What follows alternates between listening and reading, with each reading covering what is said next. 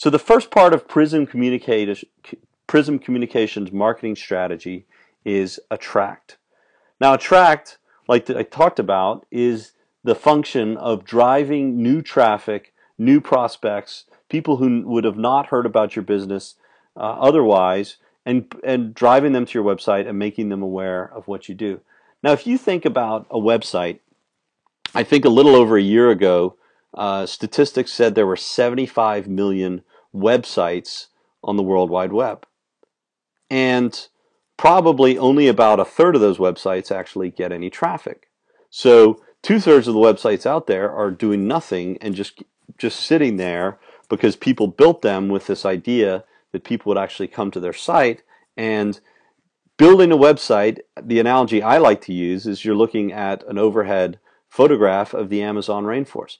Building a website is like going into the Amazon rainforest and painting a tree beautiful colors and putting signs all over it and making this amazing painted tree, and then you expect people to just find it. And if you think about that, that's really what's happening online is people go out and they'll spend a lot of time and money developing a product and idea, and then they'll put it out there and no one will come to their website. So if you think about a website, you need to think of how to create paths to your website, how to create little paths which will allow people to walk past your site, and then how to grow those paths into road networks, and then super highways, which start to feed a lot of traffic over your site. And the large sites, if you could imagine, would be on the river there, where there's a lot of traffic going by them. That would be Amazon, Facebook, and the large sites on the internet that dominate most of the online traffic. And your goal is to get as close as possible using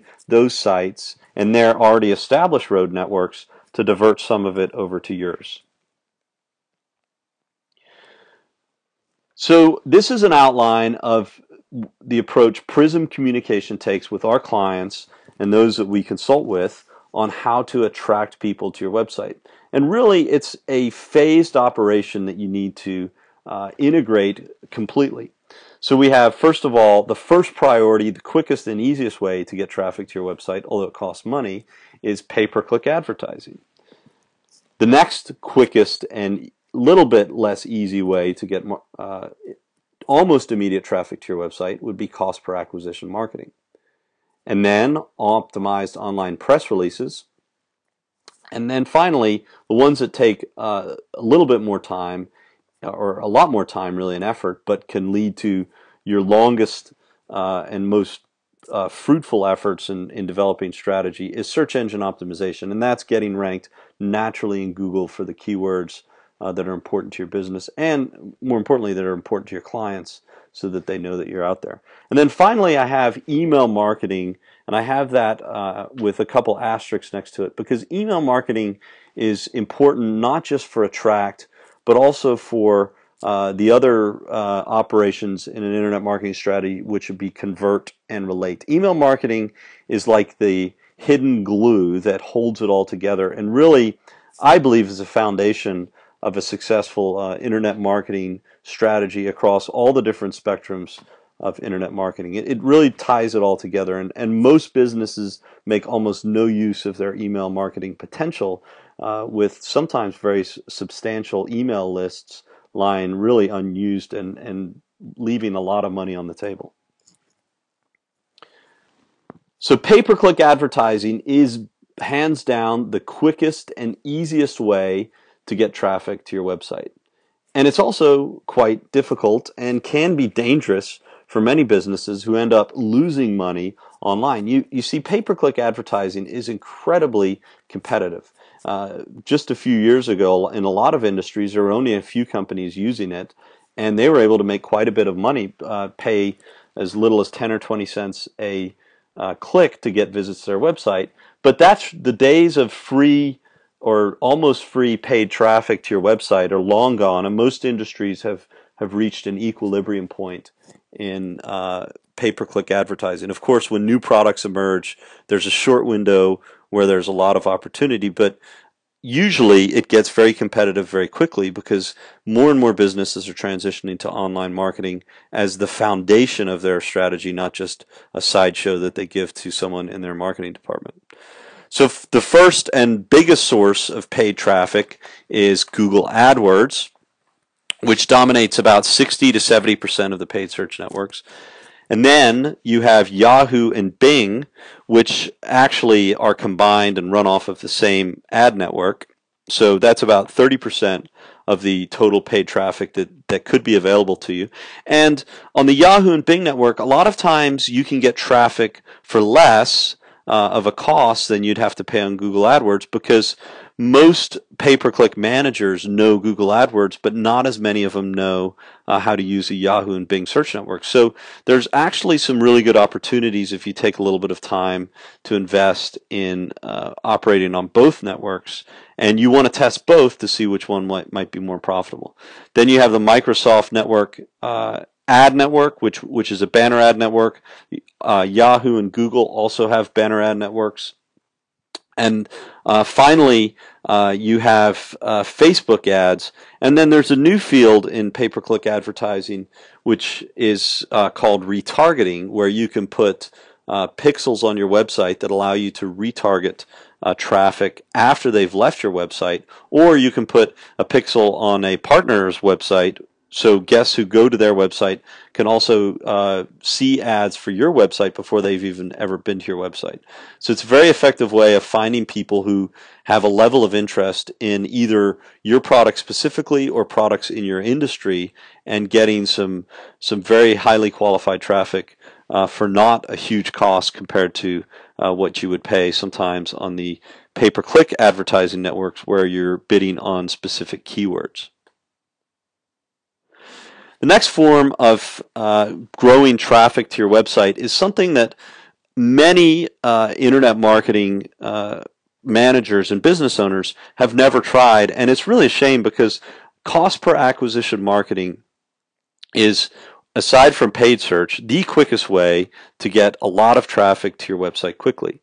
So this is where you go out and you find partners where you pay them not for a visit to your website, but you just agree to pay them either for a free trial sign up on your website where someone gives you your email because emails are valuable to you, or you can just pay them for a purchase. And obviously you have to agree upon a price, and you have to set your price and your commission structure to the point where people are going to be incentivized to send traffic to your site. So if you have a $100 product and you're offering a $2 commission for people to get traffic to your site, chances are most people will not waste any time on that. Whereas if you offer a $25 commission, you're going to motivate a lot of people to send a lot of traffic to your site.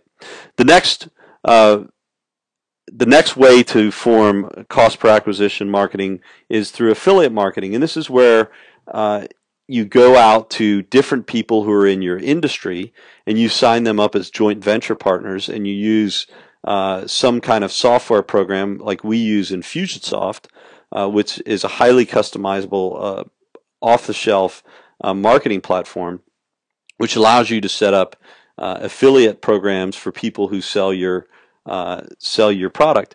And you can go into Infusionsoft and actually create codes for people so that when they send traffic to your site, within 30 days, if someone comes back to your site and buys, you're still going to get credit for it. And this software is very important for people because they understand that they will get credit in your affiliate management system for traffic, even if people don't buy right when they go to your site and if they come back within a certain period of time. And then you also have some larger established cost per acquisition networks like Junction, and many other sites out there offer some kind of performance advertising model where you can get a lot of people to your site pretty quickly. Now this is not a turnkey operation like paid traffic, because you actually have to go out and recruit and make agreements with people. But if you have someone who knows how to do this, a marketing company that's experienced in recruiting joint venture partners and serves as a broker for these deals with people that would be natural fits for you and your industry, it's relatively easy to do within a period of a couple of months. The next quickest way to get traffic to your website would be through optimized online press releases. And this is actually almost an immediate source of traffic to your website too, but the reason I put it down in the priority level is it's not usually going to get you the high volumes of traffic that you're going to get from paid search or cost per acquisition marketing if you do those properly. But it really is critical to growing your brand, to getting you some qualified traffic to your website, and more importantly, getting some media traffic to your website. And it also allows you to target high quality keywords in your online press releases. You can highlight keywords, point them back to pages on your site, and you'll get a wide and immediate reach based on your optimized online press releases. And this also ends up building your long-term clout score, which is your influence score on social media, as well as your search engine optimization value, which is the quality that Google counts your website based on the number of links and where those links come from based on a number of factors that are in the Google algorithm. And optimized online press releases are still well regarded by Google even after many of the updates in the online marketing world. And then the last but potentially most profitable form of traffic, which takes more and more time to develop, is search engine optimization.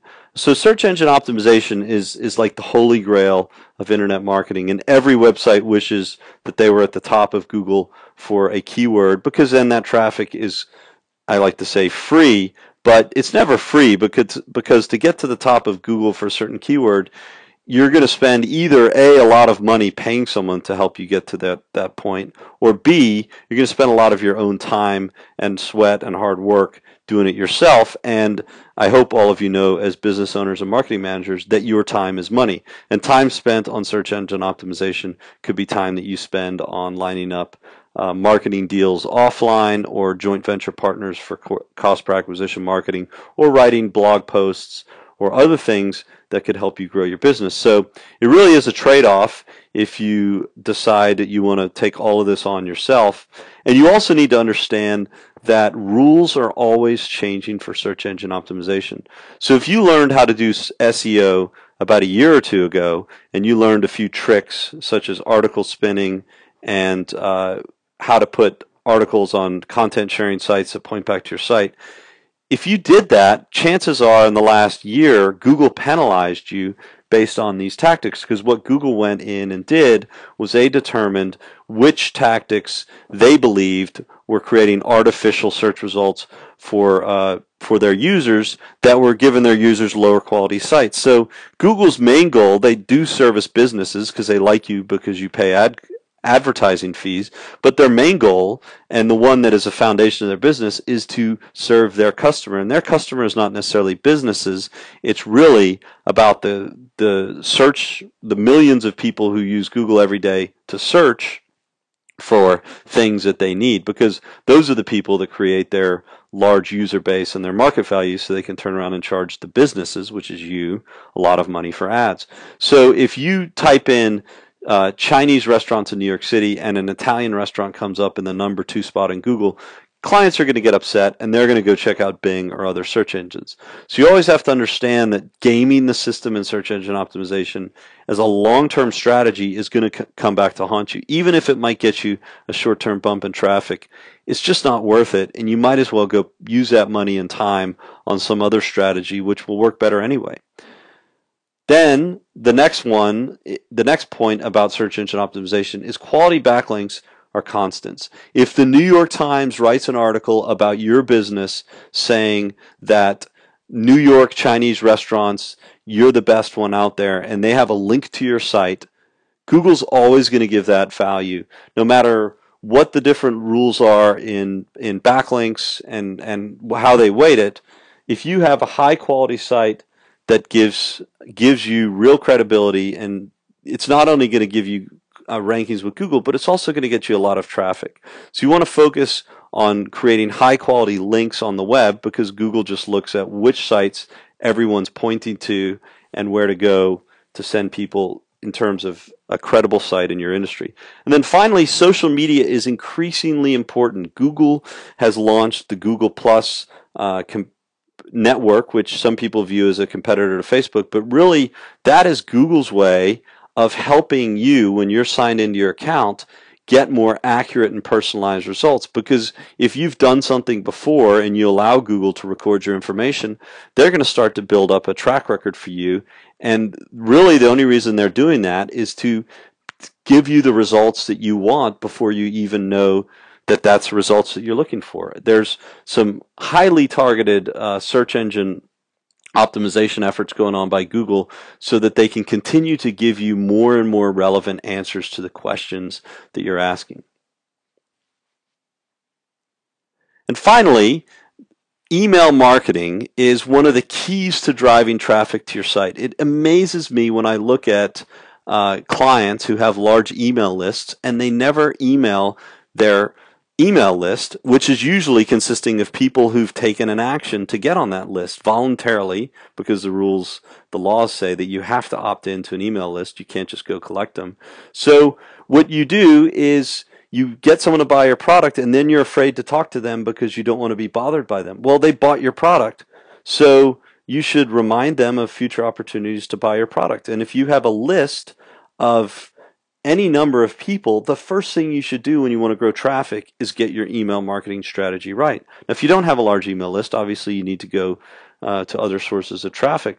But you can also go out and target affiliate and purchased email lists. And what I mean by this is you can't just buy a list of emails, but you can go to someone and pay for access to their list where they would mail out a link to your website where you would offer some kind of free report, and then people would opt into your list, and that's how you build your own list. And then you could go to affiliates in your industry and offer a trade where you'll email your list about their products if they email their list about your products, and build some targeted email lists based on reciprocal trades of relationships. Because if someone's bought a like product or even product from a competitor, chances are they're very likely to buy your product too.